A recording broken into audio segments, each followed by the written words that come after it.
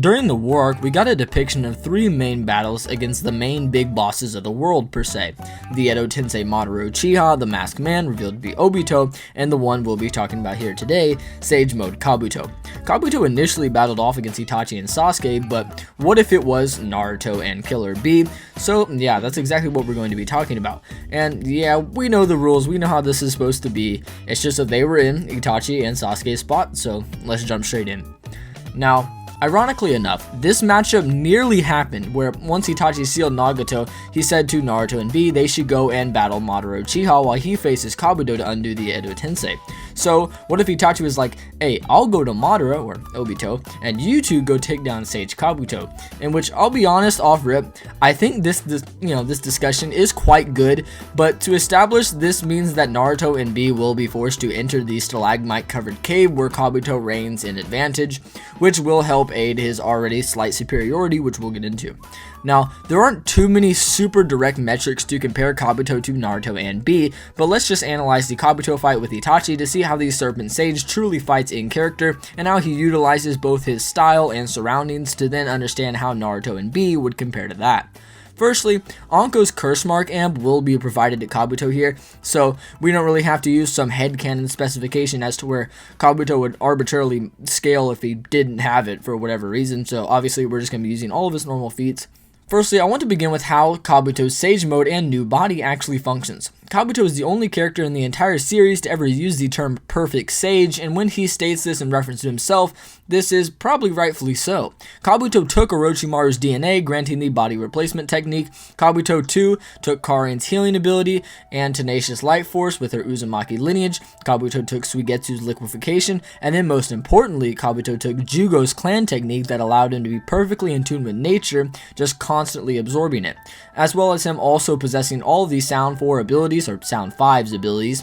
Another thing to allow him to utilize more of the battleground is how the snakes possess an oral organ called the vermonasal organ, or Jacobson's organ, which is found in many species, even humans to a small degree, but essentially is just much more complex for snakes, and it's the ability for them to stick their forked tongues out and grab chemicals in the air to then interpret the smells from their vermonasal organ, and which the whole fight we can see Kabuto uses this in the background of his snakes a few times, of them literally just sensing and smelling the body heat to kind of navigate where Itachi and Sasuke are whenever he had to shut his eyes off. Now, this all literally enhancing his ability to harness the Senjutsu he learned at Ryuchi Cave, and this is, with all these enhancements, Kabuto he became a perfect sage. And this is interesting as while Naruto is a sage, he can neither harness Senjutsu at all times nor harness nature around him. Naruto also loses the power fairly quickly, whereas Kabuto can use it passively at all times. This lends credence to Kabuto being a perfect sage, while Naruto, Minato, and presumably Hashirama would just be complete sages, and Jiraiya would be a partial sage rather than a perfect sage. And one thing, used a lot for a lot of people to downplay Kabuto is argue how, well, he has glasses, meaning that he's actually very flawed and he's just capping. However, Kabuto knows that his glasses are a symbolism of his mother and her never forgetting who he is, and we know this to be true as his glasses stay on while he literally turns his eyes off for most of the entire fight. So Bee and Naruto will have quite the time dealing with Kabuto's Sage Mode and simply how much of an advantage it really gives him.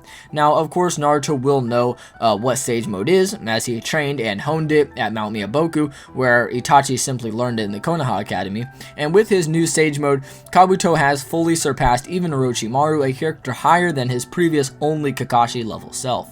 He now has feats totally not only reacting to Sasuke's Chidori Spear, but Sasuke even perceiving him and jumping, and his, Susanoo arrow does get fired, a speed greater than Sasuke's peak movement speed. During the bout with Danzo during the Kage Summit, Danzo was shown keeping up with Sasuke, reacting to his attacks and setting up his own, as well as his wind style, just being utilized to move equally with Chidori and Sasuke. However, in the face of the Susanoo arrow, Danzo was just blitzed entirely both times. Even Sasuke's Inton Kagetsuchi, another attack that forms blitz levels faster than Sasuke, Kabuto was able to charge full sprint and instantly stop in front of it after sensing it with his eyes turned off, reacting to it igniting. This is a visionless Kabuto again, may I mind you, so Kabuto is probably just above Sasuke, rather objectively. And yes, Sasuke was holding back, but Kabuto was as well, and he's just showing feats with his sensory aiding his speed of him being greater than these peak Sasuke levels, or techniques that are above base Sasuke. Now, before going in depth on Kabuto scaling to Edo Itachi, I want to firstly point out a few things about Orange Mask Obito and Kabuto's interaction, in which I just want to say that interaction should hold no bearing to this conversation whatsoever. Firstly, it's a much weakened Obito, a much weakened Kabuto, and Obito never really remarks that he will fight the entire Akatsuki and Kabuto, just more that what would happen if he did refuse. This is consistent with Obito already being quite weary and scared of Itachi whilst he was alive, with him obviously being aware of his illness, so now Obito would be facing quite the problem. Pain did also force Obito to use his 3 Tomoe after noticing Pain's Rainmaker Jutsu, so no, Obito is strong, but he wasn't going to solo the whole revived Akatsuki and Sage Kabuto. Their other interaction where Kabuto states that taking on the Rinnegan here won't help him is really an overplayed point and just goes moot for both sides if you really look at it. With that out of the way, Kabuto could also hold his own with Itachi Uchiha whilst revived. Now, yes, Itachi was admittedly suppressed, forcing himself to hold back in order to avoid killing Kabuto, as shown from his Susanoo form only ever being in a V3 Susanoo or lower, with him also just not ever going all out offensively, trying to save Sasuke before realizing that Kabuto only really wants to hurt Itachi. Just another thing to add on to why Itachi is suppressed, you'll notice that in the Edo, Nagato, Naruto, and Killer Bee fight, the same thing happened. Itachi's Susanoo stayed as suppressed as possible, unless the situation called for it to evolve, such as Nagato's Chibaku Tensei. During this bout, Itachi would only ever enter the MS state if absolutely needed, and preferred to stay in the 3 Tomoe state, with there being a time for him actually using 1 MS and 1 3 Tomoe, just further solidifying that Itachi was only allowing himself to be as strong as he needed to be at a bare minimum. So neither Bee nor Naruto would be pressing, or that pressing I guess, towards him, and even Nagato at a point as well. So yes, Kabuto could react and keep up with Itachi. This would be on a lower end, basing this off Itachi being suppressed, again holding the Susanoo evolution back and holding the MS back, going back to 3 Tomoe several times, even using the skeletal Susanoo when both him and Sasuke were being pressured to the back of the cave with Kidomaru's spiral webs and Kimimaru's bracken dance. Now, this isn't all too different for Nagato and Bee, as with his 3 Tomoe Sharingan, Itachi and Naruto clashed in many back and forths, and even Itachi evaded Killer Bee's surprise attack and was able to combat Bee, showing relativity to Itachi before getting outperformed by his Genjutsu mastery. Bee was then able to push a single MS Itachi, again suppressed, on the back foot with his 8-sword style, which is impressive. However, once facing a far less suppressed Itachi, one with his MS and Susanoo as well, both Bee and Naruto were being completely held by Itachi, with Naruto trying to escape and the friction lines being shown. With this being said, this would likely give Kabuto a slight advantage in pure physical ability, considering how Kabuto is able to perceive and keep up with Itachi, albeit on a back foot. He was still able to, with him also being able to weave EMS Sasuke. He was then able to cut through Itachi with his chakra scalpel. Now, for the beginning of the battle, the Sage Art Wide Extreme Attack is arguably one of the most lethal abilities in the entire war, especially towards the earlier portion, with the Wide Extreme Attack being a total paralysis for both vision and hearing. The jutsu produces a ridiculous type of light and sound to knock out sight and hearing, causing the air to oscillate and literally paralyze senses to the point where you can't even move. Even the 4th databook states that no jutsu can be held up under it, which could make Naruto greater, since it may force him to release all of his clones, and that's chakra's just going to come back. But this would obviously enhance Naruto's current ability, but this is pretty debatable, simply depending on your interpretation of the Shadow Clone Jutsu and how their chakra networks separate from Naruto's. Now, with that being said, both Naruto and Bee have a good chance of doing better under the Wide Extreme Attack than Itachi and Sasuke initially did, and the reason I say this is Naruto and Bee, when fighting the Edo Jinchuriki, fought Fu, who used her scaled sneak jutsu that blinded both Naruto and Bee, yet they still battled through it via Bee's sunglasses and Naruto's innate ability to sense intent, similar to Mito Uzumaki. And yes, I did say Bee's sunglasses, so maybe bro just has some really dark lenses. But nevertheless, this obviously won't just null the Wide Extreme Attack or anything, but it should at least prevent both Naruto and Bee from being literally eaten, in which I think the argument could be made that from here, or if not, then when Kabuto uses inorganic reanimation, Bee could then just level the entire cave to remove such a disadvantage that they were under. This is in character for Bee as well, as he immediately bombed the entire forest when the Jinchuriki began to overwhelm overwhelm him, causing some gashes on his body, with there likely being an even greater incentive here with the opponent like Kabuto, as Kabuto's inorganic reanimation, or his ability to literally manipulate these stalagmites, is stated in the 4 databook to even catch Itachi off guard. So B blowing up the entire cave or using the 8 Tails Bijou Twister is probably just inevitable. Both Gyuki and B share the same pain, so things like the wide extreme attack would also incentivize Gyuki to want to take over, at least grant him the V2 cloak.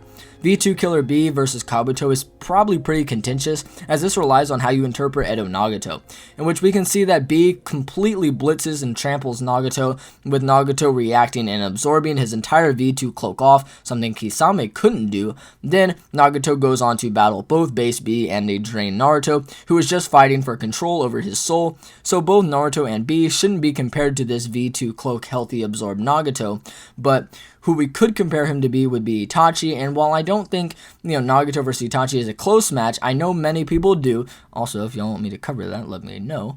But essentially, Itachi, while still suppressed, holding back the V3 Susanoo, nothing higher, yet still completely broke the hold Nagato had on B and Naruto just before he was going to kill them.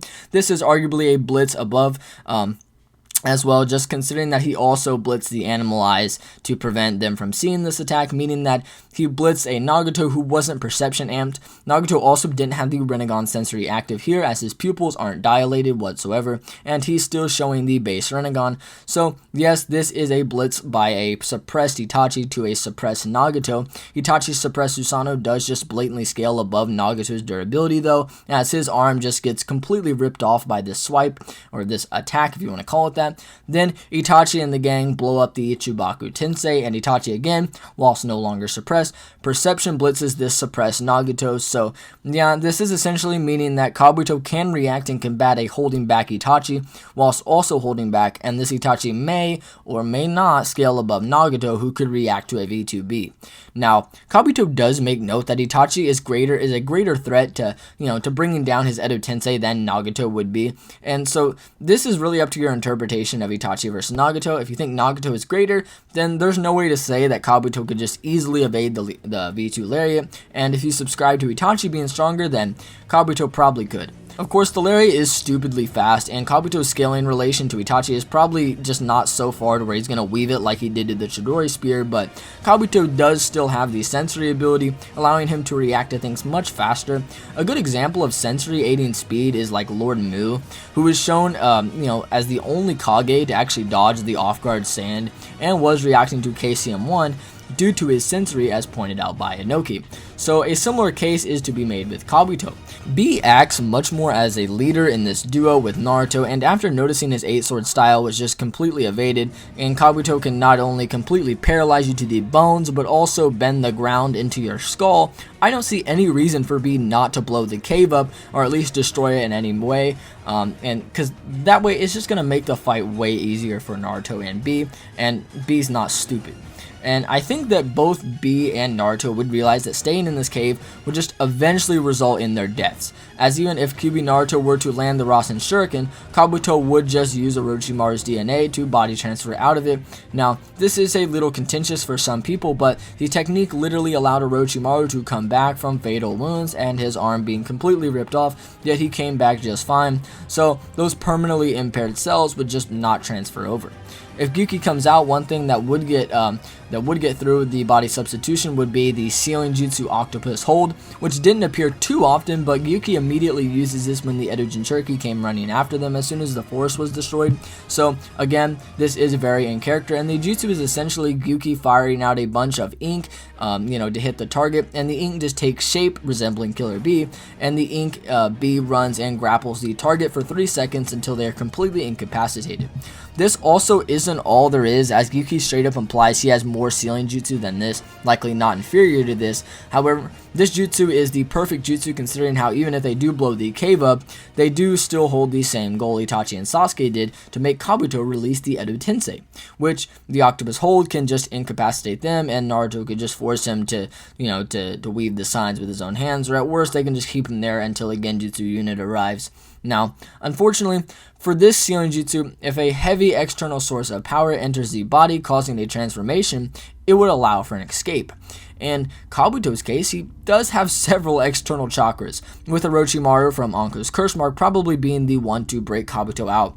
So him staying incapacitated is just very unlikely, and one technique that the Snake Sage never really used against Itachi, as he is an agent Cherokee, and it would really mess him up, is his scalpel. And now I'm sure you're thinking, wait, he does use his scalpel quite a bit. In which, this is very true, utilizing the scalpel as a blade sharp enough to cut through head of Itachi whilst off guard. So maybe his durability was lowered, however, that's just another interpretation of this. But once used on Naruto, and now he could be utilizing it again on Naruto, and B, the scalpel actually negates durability, internally severing the network and seriously damaging internal organs with just a smack. The reason this is so crazy is that Kabuto was able to sever Kurama's healing ability to Naruto via hitting the scalpel right on Naruto's chest, causing an induced arrhythmia or a seriously irregular heartbeat from Kabuto, damaging the electrical signals that tell the heart to beat. So this actually made it so Kurama couldn't activate a healing factor in Naruto's network.